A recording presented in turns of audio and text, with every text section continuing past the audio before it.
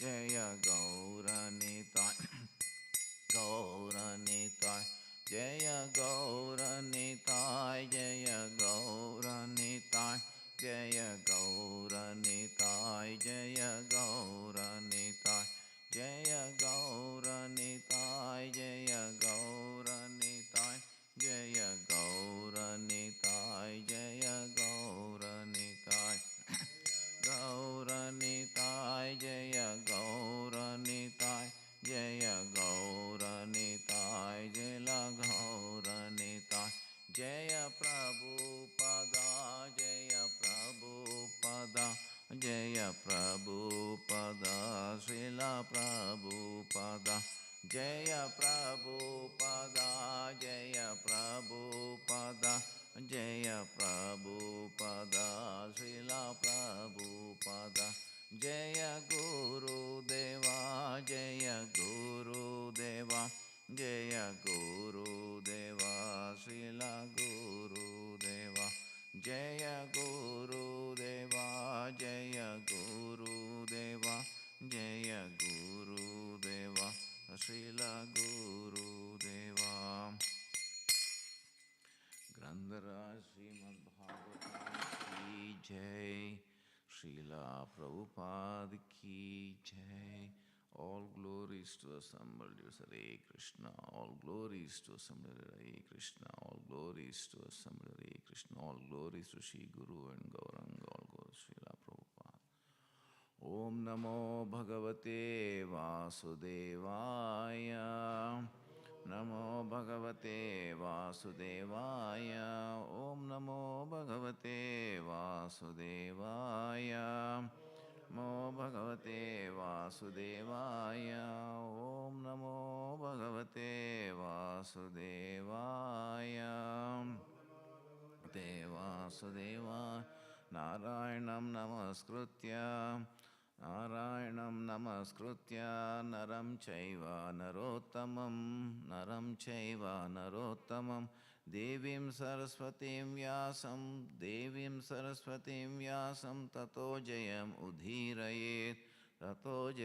Udhirayet Svinvatam Swakata Krishna Punya Sravana Kirtanaha Hrudantasto hi abhadrani vidunoti suhusatam nastaprayeshu abhadreshu nityam bhagavata sevaya bhagavati uttama sloke Bhaktir Bhavati Naistiki. By regular attendance in classes on the Bhagavatam and by rendering of service to the pure devotee, all that is troublesome to the heart is almost completely destroyed, and loving service on the personality of Godhead, whose praise with transcendental songs is established as an irrevocable fact.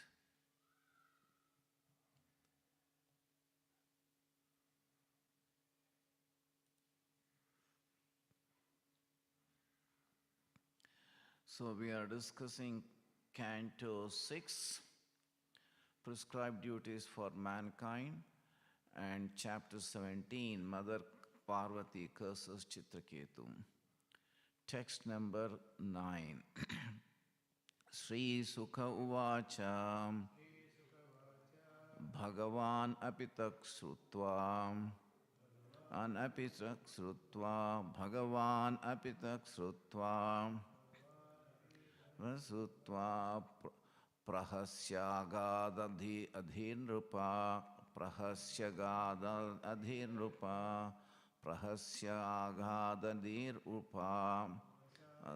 Adhinrupa Tushinim Babuva Sadasi Udishim Bhabuva Sadasi Tushinim Bhabuva Sadasi Bhabuva Sadasi Sabhyascha Tad Anuvrataha Sabhyascha Tad Anuvrataha.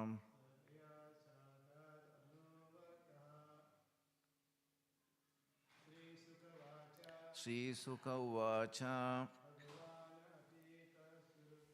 Bhagavan apitak sutva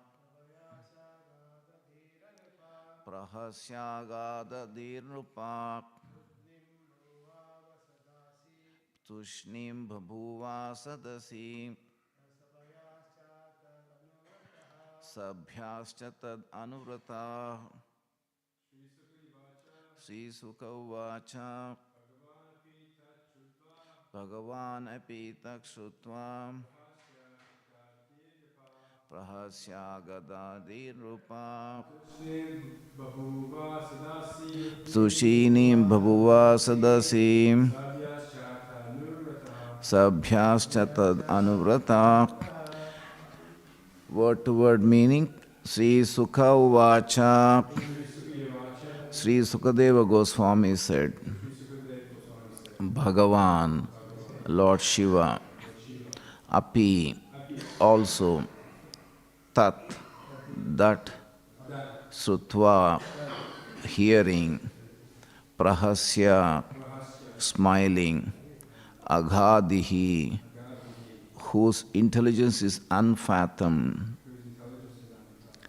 Nripa, O King, Tushnim, silent, Bhabhuva, remain, Sadasi, in the assembly, Sabhyaha, everyone assembled there, Cha, and Tat Anvrataha, followed Lord Shiva, they remained silent. Translation by His Divine Grace Srila Prabhupada Ki Jai. Srila Sukadeva Goswami continued, My dear King, after hearing Chitraketu's statement, Lord Shiva, the most powerful personality whose knowledge is fathomless, simply smiled and remained silent, and all the members of the assembly followed the Lord by not saying anything. Purport by His Divine Grace, Srila Prabhupada Ki Jai. Chitraketu's purpose in criticizing Lord Shiva is somewhat mysterious and cannot be understood by a common man. Srila Vishnu Chakravarti Thakura, however, has made the following observations. Lord Shiva, being the most exalted Vaishnava and one of the most powerful demigods, is able to do anything he desires. Although he was externally exhibiting the behavior of a common man and not following etiquette, such actions cannot diminish his exalted position. The difficulty is that a common man, seeing Lord Shiva's behavior, might follow his example. As stated in Bhagavad Gita 3.21, Yadyad acharati sreshta tad evataro janaha sayat pramanam kurute lokas tad anuvartate. Whatever action a great man performs, common men follow. And whatever standards he sets by exemplary acts, all the world pursues. A common man might also criticize Lord Shiva like Daksha, who suffered the consequences for his criticism. King Chitraketu desired that Lord Shiva cease this external behavior so that others might be saved from criticizing him and this becoming offenders. If one thinks that Vishnu, the Supreme Personality of Godhead, is the only perfect personality where the demigods, even such demigods Lord Shiva, are inclined to improper social affairs, he is an offender. Considering all this, King Chitraketu was somewhat harsh in his behavior with Lord Shiva. Lord Shiva, who is always deep in knowledge, could understand Chitraketu's purpose, and therefore he was not at all angry. Rather, he simply smiled and remained silent. The members of the assembly surrounding Lord Shiva could also understand Chitraketu's purpose. Consequently, following the behavior of Lord Shiva, they did not protest. Instead, following their master, they remained silent. If the members of the assembly thought that Chitraketu had blasphemed Lord Shiva, they would have certainly have left at once, blocking their ears with their hands. Om Ajnanatimirandasya Jnananjana Salakaya Chakshur Unmilitam Yena Tasmai Sri Gurave Namaha Sri Chaitanya Manobhistam Stapitam Yena Bhutale Swayam Rupa Kadamahyam Dadati Swapadantikam Vandeham Sri Guru Sri Yuta Padakamalam Sri Gurun Vaishnavamscha Sri Rupam Sagrajatam Sahagana Raghunathanvitam tam sajivam sadvaitam savadutam parijana sahitam Krishna Chaitanya Devam Sri Radha Krishna Padan Sahagana Lalita Sri Vishakhanvitamscha Mukam Karoti Vachalam Pangum Langayate Giram Yat Kripatamaham Vande Paramananda Madhavam. The Supreme Personality of Godhead has the form of Sachitananda Vigraha, transcendental bliss, knowledge and eternity. I offer my respectful obeisances unto Him, who turns the dumb into eloquent speakers and enables the lame to cross mountains. Such is the mercy of the Lord. He Krishna Karna Sindhu Dina Bandho Jagatpate Gopesa Gopika Kanta Radha Kanta Namostute Tapta Kanchana Gaurangi Radhe Vrindavaneshwari Vrishabhanu Sute Devi Pranamami Hari Priye Vanchakalpa Tarobhischa Krupa Sindhubhya Evacha Patitanam Pashvanebhyo Vaishnavebhyo Namo Namaha Sri Krishna Chaitanya Prabhu Nityananda Sri Advaita Gadadhar Shivasadi Gaura Bhaktarinda Hare Krishna Krishna Krishna Hare Hare Hare Rama Rama Rama Hare Hare. Srila Sukadeva Goswami continued, My dear king, after hearing Chitraketu's statement, Lord Shiva, the most powerful personality whose knowledge is fathomless, simply smiled and remained silent. And all the members of the assembly followed the Lord by not saying anything. Commenting on this verse by Vishnu Chakravarti Thakur, I'll just read because it's an interactive dialogue given there. Why did Shiva smile? Chitraketu wants to establish the truth about my conduct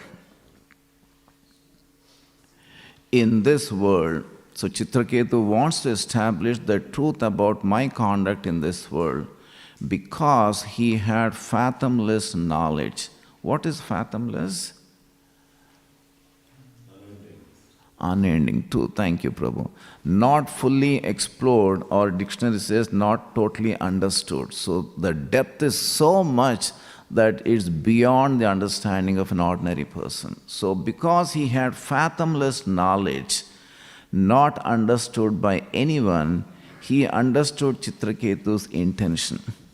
Chitraketu's intention was as follows. Shiva is the Lord. There is no harm if he performs acts which appear wrong. Those who are ignorant will criticize him, and for their offense will be destroyed like Daksha. So because people do not understand the depth of such an exalted devotee, or Lord Shiva, so then they tend to criticize the external behavior of the Lord. And by criticizing, what happens? The person who is criticizing will fall down.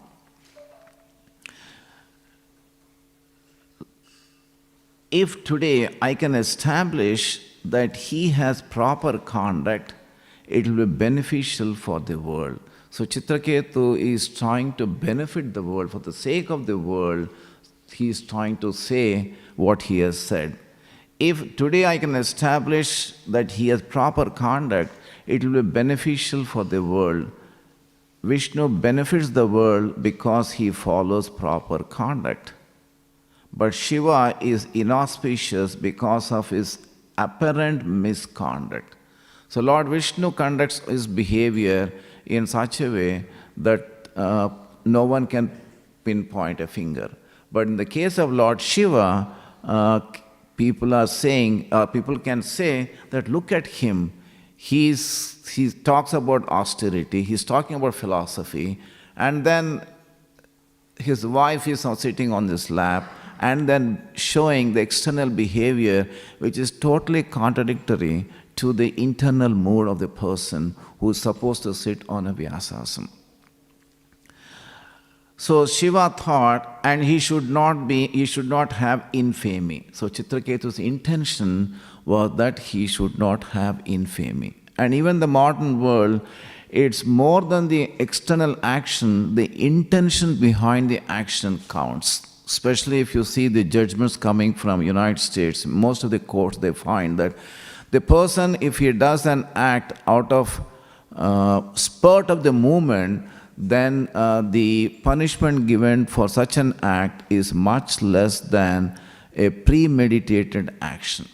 Because premeditated action is that the person has well thought about it and therefore he has acted on that.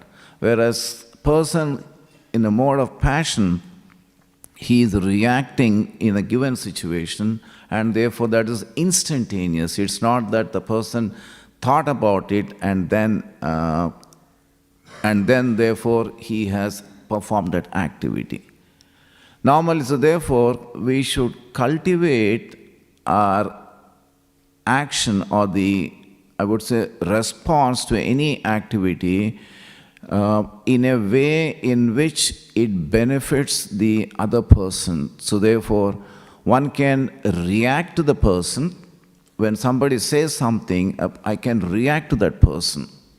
And by reacting to that person, normally in the material world, what happens? That person says one word, you say 5 words. And the other person says 10 words, then you say 20 words. And therefore it enters into an endless argument, or it goes to a big fight. And if you are in a country like USA, both of them can pull their triggers. So that's one way of responding to a given situation. The other response is that the person says something, you keep quiet, you don't say anything, you remain passive. But then you may remain passive externally, but internally you are not happy.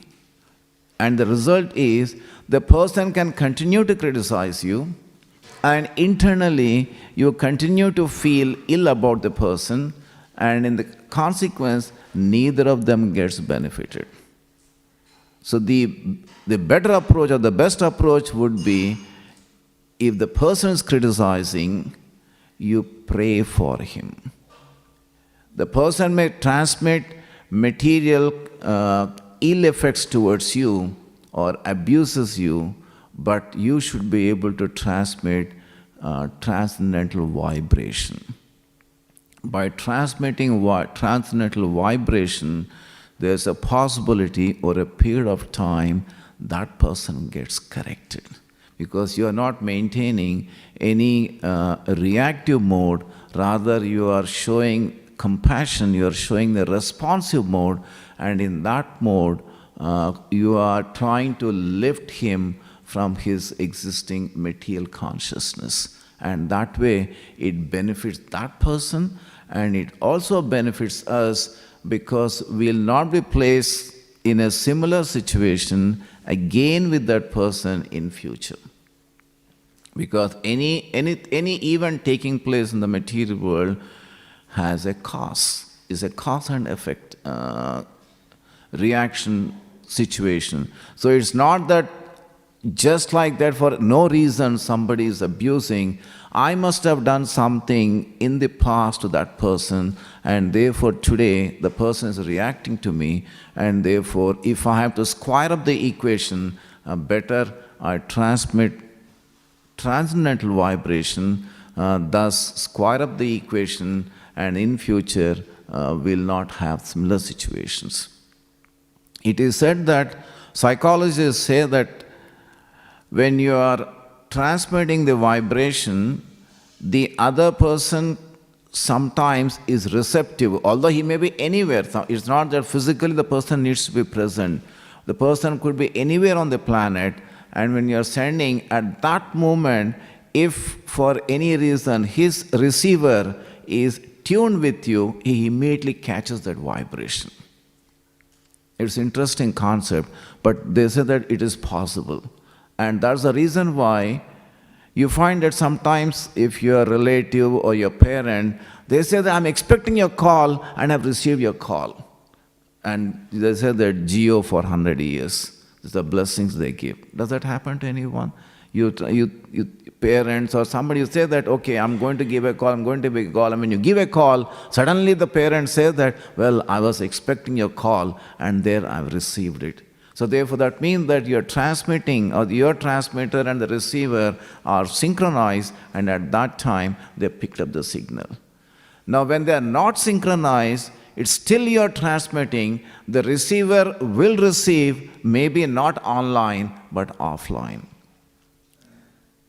The signal will be received by the receiver, may not be online, but offline. Sometime later on, the person will receive the signal, depending on his purity or otherwise. But what happens is that next time when you meet, you will not have the pleasant exchange with the person because of the negative vibrations you have been transmitting towards that person, and somehow that behavior is picked up by the other person.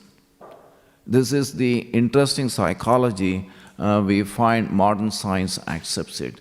So therefore, whether the person is receiving your signal or not, make it a point not to transmit negative emotions towards anyone. And therefore, the foundational principle for spiritual progress is gratitude and humility.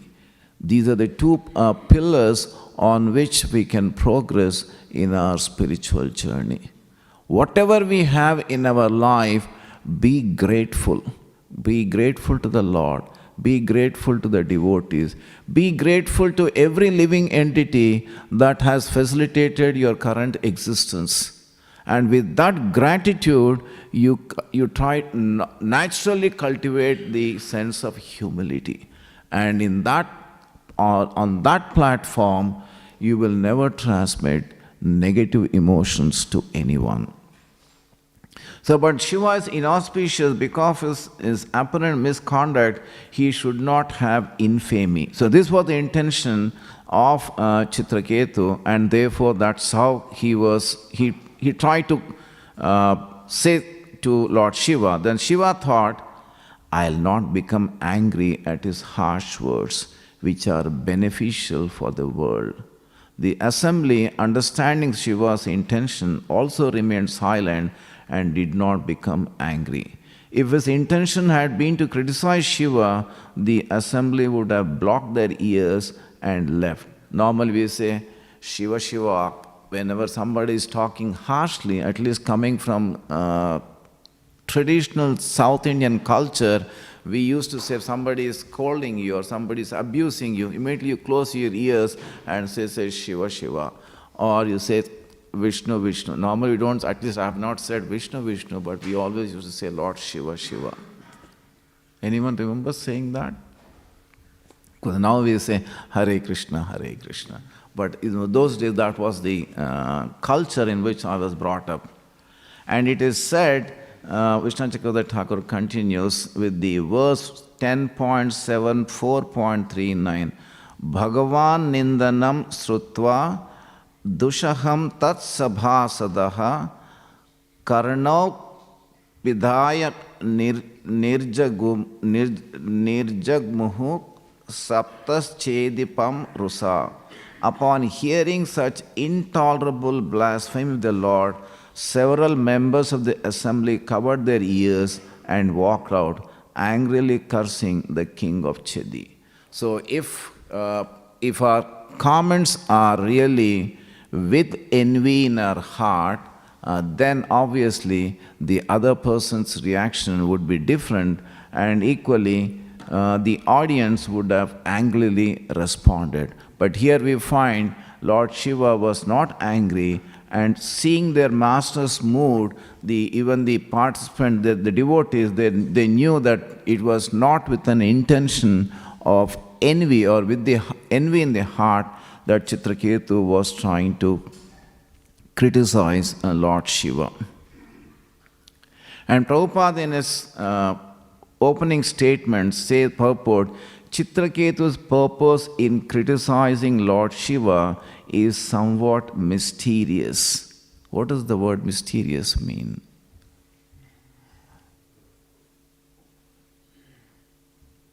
Prabhupada says that Chitraketu's purpose in criticizing Lord Shiva is somewhat mysterious and cannot be understood by a common man. So what does the word mysterious mean? Sorry? No. Unknown. Yeah, you can say. It says, dictionary at least when I checked, it says difficult or impossible to understand. Impossible. So therefore, Prabhupada summarized with that, uses the word mysterious, is saying that what Chitraketu is doing is very difficult for an ordinary person to understand. And Prabhupada brings about the comparison between Chitraketu's behavior and Daksha's behavior. Daksha, with his enviousness in their heart, he is criticized, and therefore we know the pastime of Daksha Yajna, there is a consequence of that.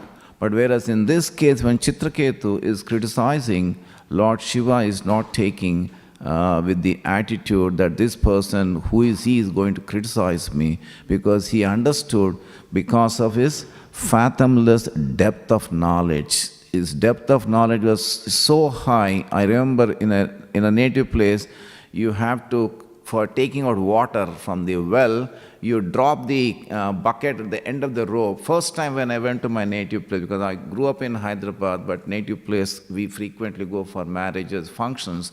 And first time when I dropped the bucket, I find that the bucket is going down, down, down. I couldn't see the water. And finally it hit the water. Then I saw that the entire rope is gone. It's only a small piece, and then I was holding it.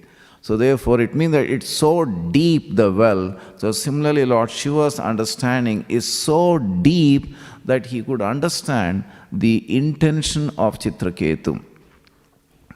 And in verse 10.33.31 to 32, instructions Sukadeva Goswami to Parikshit Maharaj, and these are the set of verses Gurudev quotes in his book. 10.33.31, they state 31, the statements of Lord's empowered servants are always true, and the acts they perform are exemplary when consistent with those statements. Therefore, one who is intelligent should carry out their instructions. And in the purport to that, Srila Prabhupada says, but when Lord Krishna himself descends, he also demonstrates the ultimate religious principle, namely that the Supreme Lord is beyond all other living beings, and that no one can imitate his supreme position. This foremost of all religious principles, that the Lord is unique, without equal or superior, was clearly demonstrated in Lord Krishna's apparently immoral pastimes with the gopis. No one can imitate these activities without incurring dire consequences, as explained here by Sukadeva Goswami.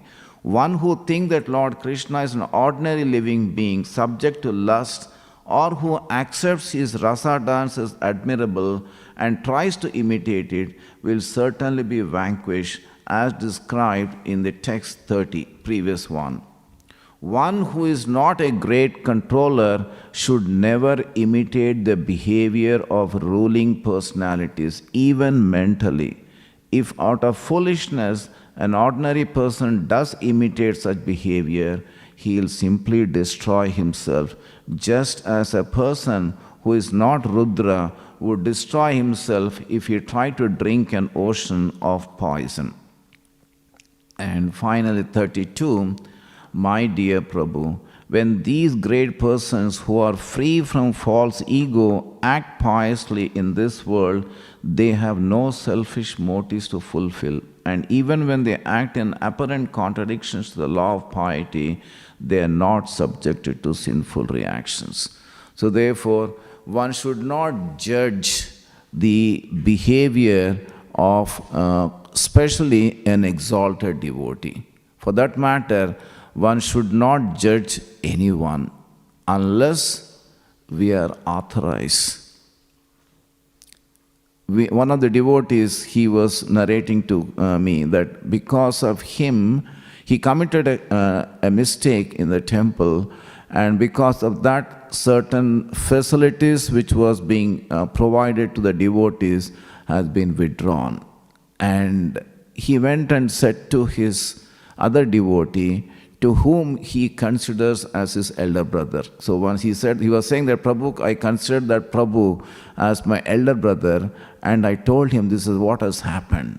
And that devotee pulled him left and right. How dare you are so casual in your service in the temple. You can't do that. Every step, every activity you perform in the temple is an activity as a service to the Lord, and therefore you must be very, very careful. And he said, Prabhu pulled me left and right and center, but I felt it as nectar because I have surrendered to him. I have accepted him as my elder brother, and therefore he has a right to pull me up for my own benefit. He does not have any envy in his heart. So similarly, if you have given that authorization to somebody and then the other person pulls you up, you take it, you accept it. But without that, you are trying to pull somebody, then obviously it will be taken, it will be misunderstood, and it can have its consequences. Abhishek was once narrating an episode which happened in Pune temple. The devotees were asked to move from old temple to the new temple. It was, I think, some 5 years back or 6 years back.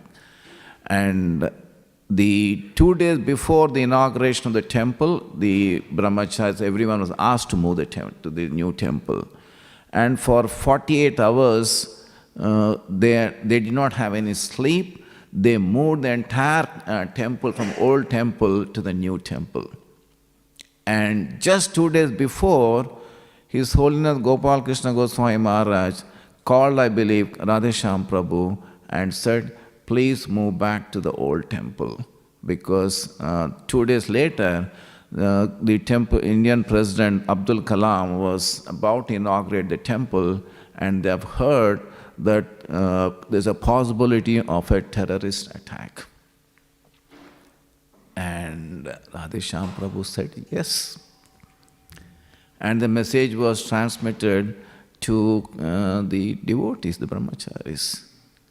And brahmachari said, no way we can do that, because we have already spent 48 hours, we don't have any sleep, we are dead and we can't do anything. And Radhesham Prabhu, he called the leaders. He said, how is it possible that you're not going to move? And he blasted them. He said, you must move, because this is an instruction coming from Gopal Krishna Goswami Maharaj, and have accepted it, and therefore move back the paraphernalia back to the old temple. So the next 2 days, just before the inauguration of the new temple, they moved back the entire paraphernalia to the old temple. So why we take that example is that the brahmacharis are surrendered to the temple authorities, and they have their own, they don't have their own intelligence, in the sense that you are subordinate to the temple authority, and whatever the temple authority says, whether you like it or not, you have to follow the instruction. Am I right in saying that? There are times when we have conflicting thoughts coming, but then ultimately you have to surrender to the temple authority because that's the role you have accepted, and then you do that. And therefore they said that the next 2 days the temple was moved back to the old temple, and so you can imagine for 4 days no sleep, did so much of work, and they were dead. That's what Abhishek was saying. I'm not sure whether anything such happened in this temple. Any idea?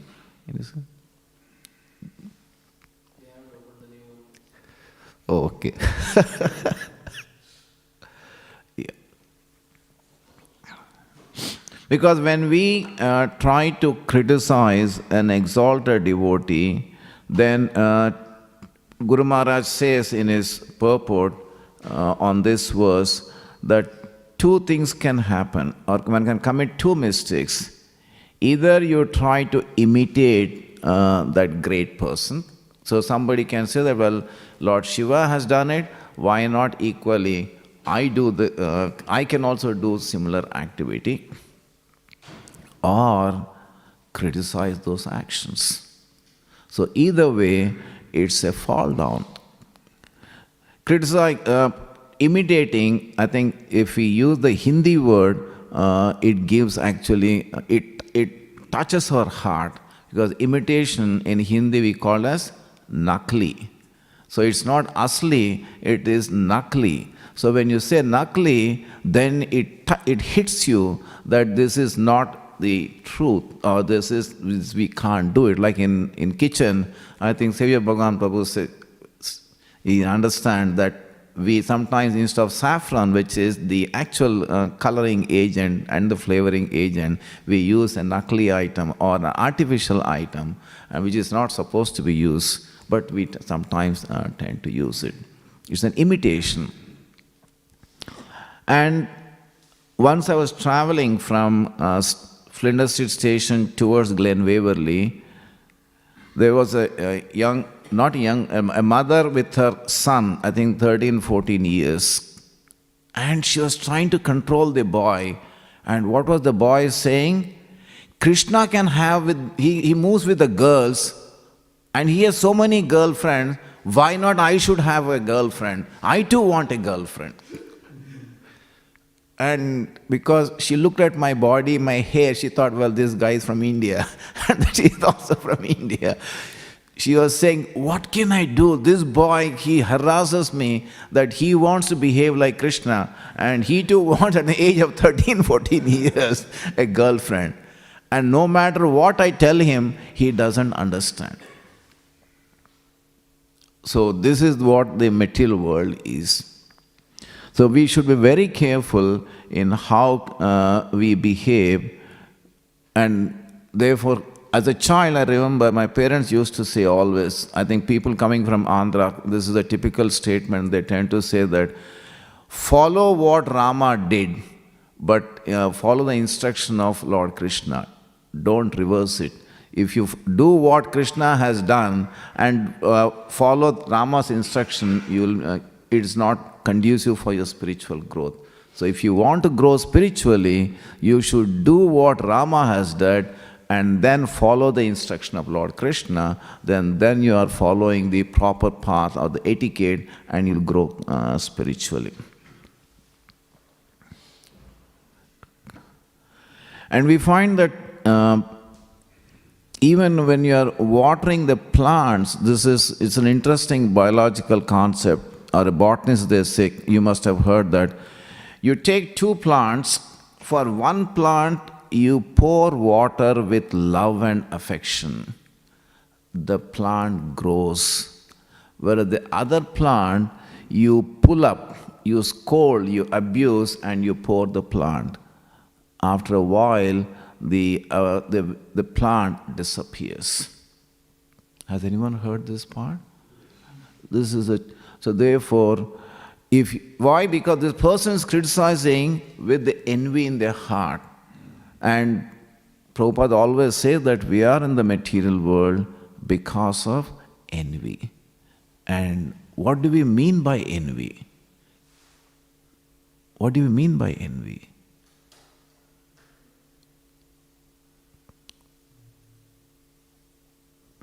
Because we should understand what we mean by envy. Otherwise, we'll continue to behave and we don't understand that.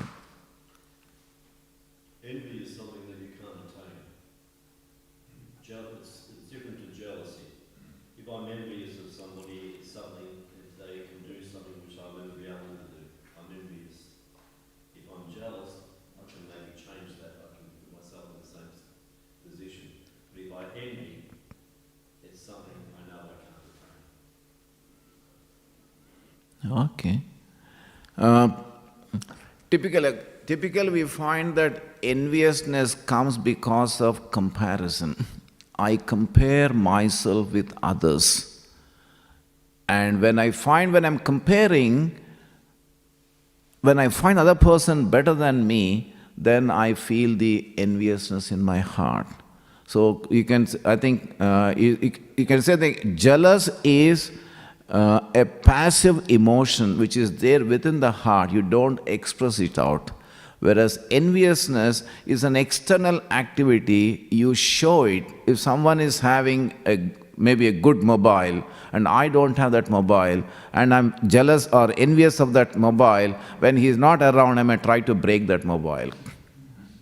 Because I compare my mobile with that mobile and say that my mobile is flimsy, the other person is having maybe iPhone 14 or whatever it is, and therefore you feel, well, why should that person have that feeling? I'll give my own personal example. When we came newly to Melbourne, that was some 20 years back, I purchased a car, second-hand car for $5,000. In those days, $5,000 was a big money for me because just then I came and I was required to spend money for purchasing the car. I come from a place in Hyderabad where one block away there's a street shopping complex, other block away was my school. I used to hear the second bell and run to the school. So that was that close to the school. So there was never a need for a car. But here, moment we landed in, so we wanted to purchase, we had to purchase a car. I purchased the car, and my co-tenant, in the same, another flat, was another Indian family. They purchased a car. He said he purchased a car for $3,500. I said, and that car looked to me externally better than my car. So I said, this guy has purchased for $3,500 a car better than mine, and I've spent $5,000 and my car doesn't look so good like his. And believe it or not, because I had that thought, I'm considered to be reasonably a good driver. While reversing the car, I bumped into his car. It was not with any intention, but the thought was there that his car is better than my car. Reversing, it was, in reverse you just reverse at 5 kilometers per hour or 10 kilometers per hour, that too within a flat, and then I bumped into his car. And the guy came and said, Shekhar Garu, what are you doing? The Telugu person said, what are you doing? I said, I'm sorry. And then he looked at his car, he looked at my car. And out of friendship, he said, okay, don't worry, nothing has happened. So he had developed some small bump at the edge of his car. He said, it's okay, doesn't matter. It's a second-hand car. In any case, it will happen. So why I'm giving that example is, if we have that envious nature, unknowingly you feel that someone is having a better facility than mine, you may not have the intention, but because it is there in your consciousness, unknowingly to you, unintentionally, it can express itself out. At least this was my experience, personal experience. I'm not sure anyone had such an experience.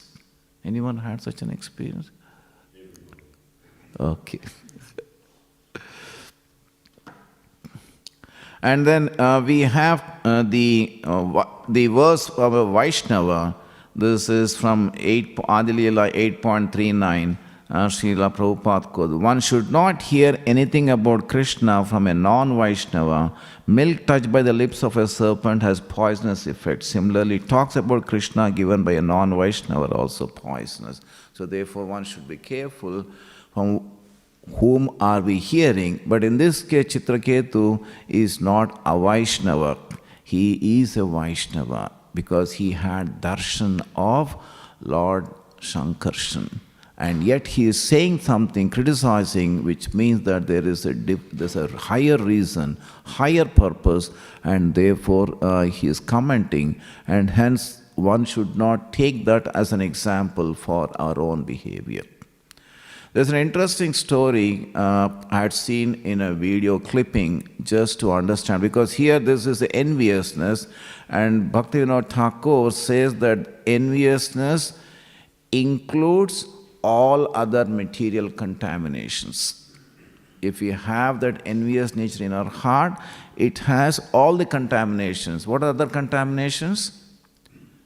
Kama, Krodha, Mada, Moha, Matsarya. So Matsarya is the end. So that Matsarya has got the previous preceding 5 qualities. So if someone is harboring enviousness in the heart, it means that the person is harboring the Kama, lust, Krodha, anger, Kama, Mada, madness. So all the negative qualities the person is harboring in the heart.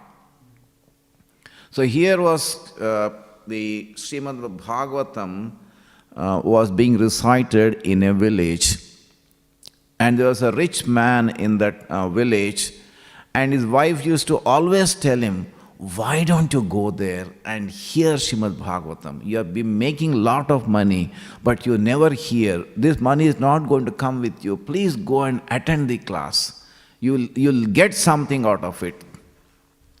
He did not, he never listened to his wife, but on that particular day he said, my wife is pestering me, so let me go and attend Śrīmad Bhāgavatam class.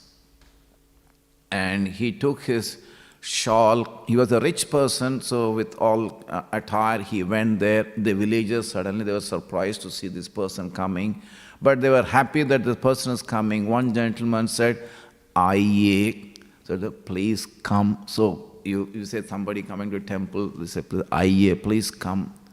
And then he came, and then the person said, okay, this person should be given a proper asan, proper seat. So therefore, he took out his shawl and then placed it on the floor and said, Baitiye, so please sit. So, Aiye, Baitiye, and then he slept. Bhagavatam was over, and this gentleman who gave his shawl, he was waiting for this person, but he never got up. So therefore, he came and said, Uthiye and Jaiye. So he woke him up, and he says, Jaiye, so please go now. And because he had good sleep for that 3 to 4 hours in Bhagavatam class, and then he went home, and what was he doing? He was reciting the same thing, Aiye, Baitiye, Jaiye. Aiye, Baitiye, Jaiye. He was reciting the whole thing all through the night, and as he was reciting, a thief enters into his property, jumps into the property. And that time, this person was saying, Aiye. So the thief thought, what? This guy is inviting me. So therefore, he knows that I have come into his house. And he was startled. And then he said, Baitiye. So there was a thief. He said, now this guy knows what I am doing. And therefore, he falls at his feet and says, whatever money he had, he left it with the rich man and he ran away. He said, Jaiye. So therefore the person ran away. And in the morning, when his wife got up, she said that, what happened? Did you get the benefit of attending Bhagavatam? He said, what you said is true, that I have recited that Aiye, Baitiye, Jaiye, and then immediately I got the result. What is the result? I got the money from so-and-so person. Then she understood that this guy, even after going to Bhagavatam, he has not learned anything. So the speaker says that by just saying Aiye, Baitiye, Jaiye, if you could drive away the thief, think of if you chant the holy name of the Lord, the real thieves, like Raghunatha Goswami says, the real robbers will run away. And what are the real thieves? The real thieves are the Kama, Krodha, Mada, Moha, Matsarya. So they will run away. concluding, I think 9.5. So therefore, one should not think of following Lord Shiva's behavior, follow is as given yad yad acharati sreshtas. Although this is what we are supposed to follow, but in this case, we should not think that yes, Lord Shiva is performing an activity, that I should perform a similar activity. So concluding the session, we can say that we should not imitate the extraordinary acts of great personalities we meet, because it will be our fall down. And it is said that the sound carries our consciousness. Sound carries our consciousness. So therefore, we should be very careful in what we are uttering or with what we are saying. In all that, intention is important rather than the external activity. And to purify one's own consciousness, one should chant the holy name of the Lord as Chitra Ketu has done and purified his consciousness. Yeah. Any question, any comment?